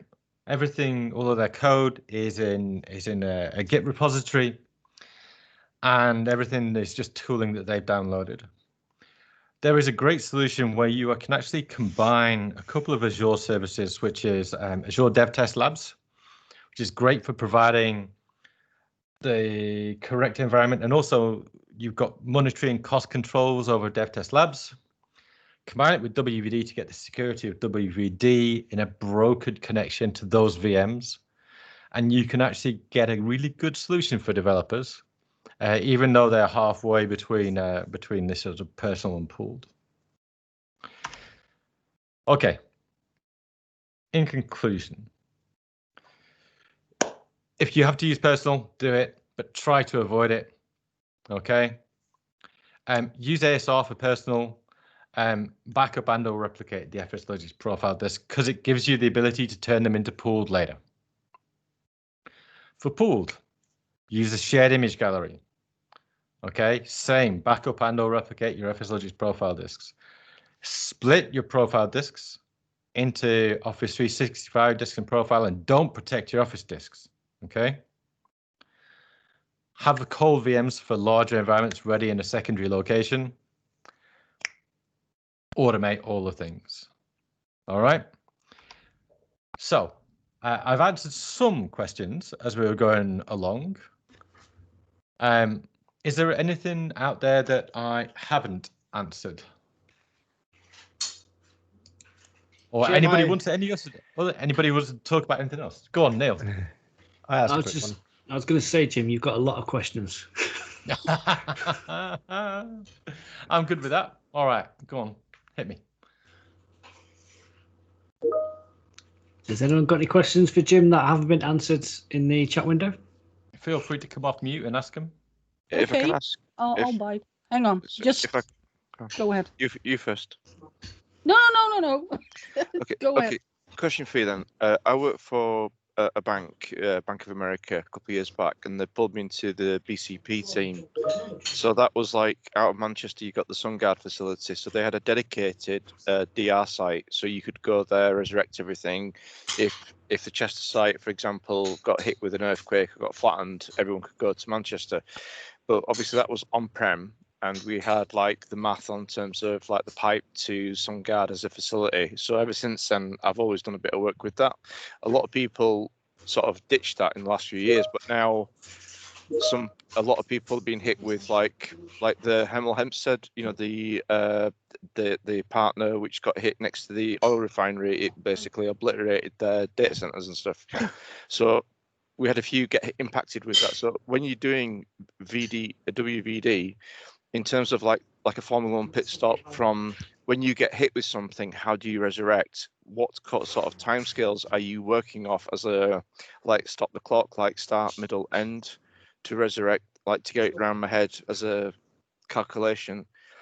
If you're doing the BCP and the DR side, what timescales are you working off by comparison to a conventional on-prem? I mean, is that right answer, right question? I don't know. All right. So if I was a large financial, yeah, and I was doing multi-region resiliency for WVD, yeah, and I did it correctly, okay, yeah, then it would take however long those VMs to boot to get people back on, right? Because you'll have replicated your profile data. Yeah. Yeah. Everything else is continuously saved to Azure in terms of Office 365. Yeah. You'll have cold VMs in your secondary site that have been produced by your current image, although that should be automated. Yeah. So you lose a whole Azure region, right? For whatever, that just goes away. Yeah. All you need to do is you need to boot your secondary site, log on, and you're good to go. Now, however long 10,000, 100,000 VMs take to boot, right? Who knows, right? It's not going to be entirely parallel. So you're not going to have the entire estate available in 45 seconds, as you might expect, if you're booting a single VM, but it's going to be pretty quick. Does that answer your question? Yes, it does. But I've got a second question that sort of runs alongside that. That's like a multinational bank with fully staffed, fully resourced. If I was to flip that scenario to a small business, like an SME or a community centre or a small, like up to 50 to 100 to 250, like small business, what would your suggestion be in terms of how would you be able to offer that as a service? Where would you start with that, or would you not touch it? Would you consider it? So essentially what I do is make sure you've got your image in the shared image gallery. I still get them on pooled rather than personal. Yeah, if you can. Yeah. Yeah. And then just replicate your profile data. Yeah. And essentially just deploy a new host pool, because they don't want to pay the cost for those VMs sitting around on storage. Yeah, they don't have the budget for it. That's the problem. Exactly, right? So you say, okay, well, this is going to take you longer. It's going to require some manual intervention, but I can get you up and running in the deployment time of 100 VMs, which is maybe an hour, something like that. Cool. It'd be a couple of days where I think they got the leeway. It's just the problem is it's just doing the math. Like I say, Formula 1 pit stop. They say stop the clock. We're doing a DR test. The bank was like OCD. Everything was documented, organised. But even then, people still wouldn't do it. But when you go to a UK-based organisation, very few have come across WVD and where did they start? Where did they go? So I'm sharing some notes this week, next week from this. So thank you. Appreciate You're that. welcome. So another option. So I used to work for a bank as well. And what we did, we used to run, not in WVD, but just normal VSDR. So you basically, in WVD, you can run an active scenario, right? So if you're a financial bank and you have the finances, so it's potentially you can run an active configuration within UK South and UK West, right? Yeah. And then you split your most important users. So we used to identify the business groups, like what are the most important users, right? Yeah. And then you split 50% of your important users between each data center. Then if you have a complete data center outage, then you're only losing 50% of those departments, if that makes sense. So that's another way of looking at it. So if you're doing availability zones, fine. But I'm more with the super large organizations. I'm more thinking that they need cross-region support rather than the data centers within a region. If you kind of where I was going with that, if you see what I mean, Neil. Yeah. I respect both points, because it's just that was the best organized place where I've ever been, and everywhere else since it's not been as good. But I learned a lot of good habits to have, like the App Store and stuff. But thank you. You're welcome. Esther, you had a question. You triggered my interest with the Azure Dev Test Labs. So are you suggesting that you just use the same custom images from your shared image gallery to build your machines? And will they automatically be added to like host pools that you configure, or? So the way Azure Dev Test Labs works, just forget WVD for the moment. Yeah. Mm-hmm. You have what they call images, artifacts, and you combine them into formulas. Artifacts are essentially applications. They're all the developer tools, that you can think of. There's obviously Visual Studio, VS Code, but there's all the non-Microsoft development tools as well as artifacts there. And the organization makes up several formulas, which is like, this is the .NET development built of this image and these artifacts. This is the Java development build. And the developer can come along and say, I want a Java development build for 2 months. All right. And it turns out that they want it for Android app development. So as part of that formula, they said, well, we need a VM which needs to have nested virtualization. So so that they can run the phone OS in a VM. Okay, fine. But those artifacts, you can also do domain join. Yeah. And what I've done for one particular customer is I've created a custom artifact, which you can do, which is join that VM to WVD. Okay, Yeah. so that's like the DSC extensions that you have within your ARM templates. Okay. Exactly. Cool. And then you assign that VM, because you can do pre-assignment now with WVD. You assign that VM to the developer, so they request it through Azure DevTest Labs, and then they get it through WVD. Do you see what I mean? Yes. Okay. Yep. Yeah. Now that's connecting the dots. Thank you very much. You're very welcome. I'll be playing with that all weekend. If you need a hand, let me know, Esther. I'd be very happy to give you a hand. Okay, awesome. Thanks, Jim. We've got a question from Paul Smith as well. He says, if I'm using Azure Fast Premium for profile disk, can I back up and restore to alternative location region? You can, but you can't use Azure, the native Azure backup, to do so. You'd have to use a third party. Okay. There's lots of questions. Right. We'll make this easier. Has anyone got any more questions that have been answered in the chat window?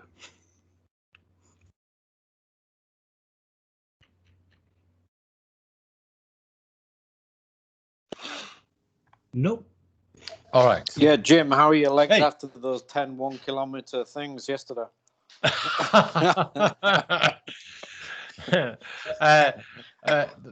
Thanks for that question, Dave. If people even care, I did some intervals last night, and Dave's commenting on my Strava, so pretty tired, I would say. But thank you for bringing that up. Welcome. All right. Good. Has anyone got anything else they want to talk about? It doesn't have to be about Jim's content in particular. Any WVD topic? One topic, actually, Neil, is Dave and Jim. One thing we've been talking about a lot recently is the transition from Server 2016 over to Windows 10 multi-user. We have CIS hardening on those 2016 boxes. One feature of which is, the blocking of the access to the hard drive, the C drive, as it were.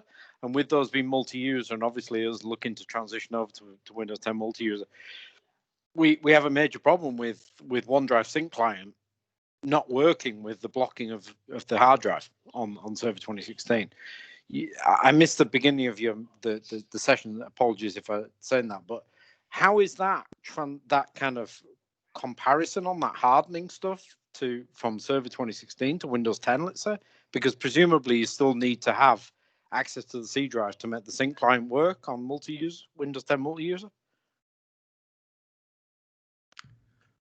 I have no idea. I'd have to go and have a look at that, to be honest with you. It's a topic I know James Rankin and I have been talking about a lot, and it seems to be an absolute blocker for us. Really? Because and it's becoming a bit of a showstopper, if I'm brutally honest, because we're using the sync client across the whole laptop desktop estate, etc. And obviously people have an assumption that is therefore available in the virtual environment as well. But it's something that it's becoming a bit of a pain in the arse, to be honest. I think Elliot has just put it so well, is just hide the C but don't ban the access to C. I think that will fix most of the problems, because obviously most of the OneDrive stuff obviously redirects into the user profile, so you can't kind of stop that. The redirections. Yeah, but we're already using FS Logics for the user profiles anyway. Yeah, but obviously, if you hide the access to C, most people aren't going to see it. But if you ban the access to C, which is the other option, then you're going to break a lot of the functionality. It's something maybe we can pick up separately away from this, but it's a thing, let's say. Yeah. So, Dave, do me a favor. You know my email address, right? Sure. Can you just lay this out? Yeah, and then absolutely. I'll share it with the product group. Yeah, absolutely. I think it was James that mentioned it. He said it's something that he's been trying to puzzle out for a long time, and so it's just worth mentioning because it strikes me that nobody else is really talking about it, but it's something that is a bit of a concern to us at the moment. Let's say. Hi there, it's Elliot. So I just said that just because it's a compromise. It's not the solution that we want. Really, Dave, we don't want users to accidentally stumble on anything that's related, that's system related. We don't want them touching the C drive or even seeing it. We want it to be, completely hidden away, abstracted from the user. They need a standard desktop environment. That's what we're trying to achieve. But we had to make a compromise because there was no solution that we could find that was workable. So, so this is to everybody on this call, right? if you want Microsoft to do something for you, right, what you need to do is you need to provide evidence in terms of the effect of either not having this thing or having this thing is going to have on your business, and provide a good justification for that we as Microsoft employees can then go and take to the product group to fight your corner, right? So Elliot, if you can also, my email address is dead easy, right? It's jim.moyle@microsoft.com. Yeah. If you can put that down as well, like, and doesn't have to be like chapter and verse, but why you feel it's bad, the number of users that it's affecting, and what it's stopping you doing. Yeah. Then that's great evidence for me to go and then take to the product group and say, we need to think about that, because we have this use case out there in the wild, and this is the effect it's having on our customers. So if you can both do that, that'd be amazing. It's more that it's regulatory as much as anything that is driving that. That's the whole point. Yeah. Yeah. So if it's regulatory, then it could be a big blocker, right? So say it's a blocker, right? Cool. Okay. Thanks, no worries. Thanks very much. Good. Anything else? In the chat window, any questions from anyone? So there's one from Maya there. So using Azure ADDS, I am not the world's biggest fan of ADDS, because I've tended to run into stuff that's not available using Azure ADDS. And as Tom says, right, it will be hybrid first, because that's what we see in almost all of our deployments. The ADDS slice is super small, so it's definitely not going to get attention first. Yeah, we were looking at deploying ADDS, but the fact that it's not supported in UK West blocks that. So it's only UK South, isn't it, at the moment? It's not in UK West, I believe. Sorry, Neil, I lost concentration. I was reading the chat. Apologies. No, so now just saying about ADDS, it's not available in UK West. So if you're, for example, in UK South and you want to replicate over to UK West, you can't, because the service isn't available there. So. Okay. Is that feature also available yet, where you can have it multi-geographical? Because that was always the big limitation as well. I'm not the right person to be asking. I'll get my code. Dave, it's Tom here. I'll answer that one. No, it's not, unfortunately. Okay, I know it's a discussion you and I have had before, Tom, on this one, because that was quite a limitation, in my opinion, that if you could only have it, running in Europe, for example, it's going to generate huge latency. Yeah. I believe that's on the roadmap to come. Right. I've seen some things talking about that, but no ETA, unfortunately. No worries. Okay, well, I think we're approaching 8 o'clock. Does anybody have anything else?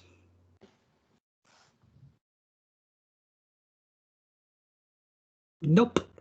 Okay, well, we'll end it there. So one thing I'm really glad about tonight is how interactive it's been. This is what I like about the user groups, because there are a chance to get people talking to each other, discussing issues, stuff like that. So thanks for everyone to joining, asking questions, and talking to each other and stuff. Thanks to Jim and also Tom from Microsoft for coming, and obviously Kirk as well. So yeah, thanks guys. We will see you next month. So we've already got a full agenda for next month. So I'll share that out over the next couple of days and create the next event, and hopefully we can keep this good momentum going. Looking forward to Cheers, it. Neil. Thanks, everyone. Nice one. Well done, Neil. Cheers. All right, cheers guys. Cheers. Bye. Cheers. Bye bye. Cheers. Bye.